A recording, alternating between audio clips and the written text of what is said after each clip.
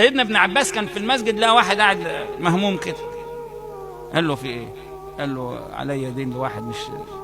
قال له قوم بينا نكلمه. فالراجل استحيا من ابن عباس لانه يعني معتكف في رمضان، فقام قال له يا ابن عم رسول الله، يعني تقطع اعتكافك؟ قال له اقطع اعتكافي فاني سمعت من رسول الله صلى الله عليه وسلم يقول: سعيك في قضاء حاجة اخيك قضيت او لم تقضى خير من اعتكافك في مسجدي هذا شهرا.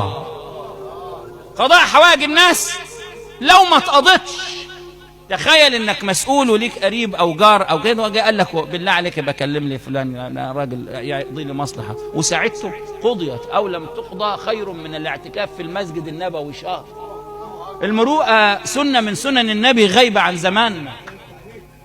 قضاء حوائج الناس، يا سعد من تجرى على اياديهم حوائج السائلين. ينادى يوم القيامه اي ليقم اهل الفضل، اين اهل الفضل؟ فيقول قائل: ومن أهل الفضل؟ يقال: ادخلوا الجنة بغير حساب. فيقال: لما؟ يقول: هؤلاء الذين كانت تقضى على أيديهم حوائج الناس. انتوا فاكرين ان ربنا ما بيتعبدش الا في الجامع بس؟ ربنا يعبد بالورد ويعبد بالود ويعبد بقضاء الحوائج وجبر الخواطر. كل هذه عبادات اختفت في زمن المادية واحترام المادة أكثر من احترام الدين. هذا الإنسان ربنا خلقه وأكرمه وأكرم من يكرمه.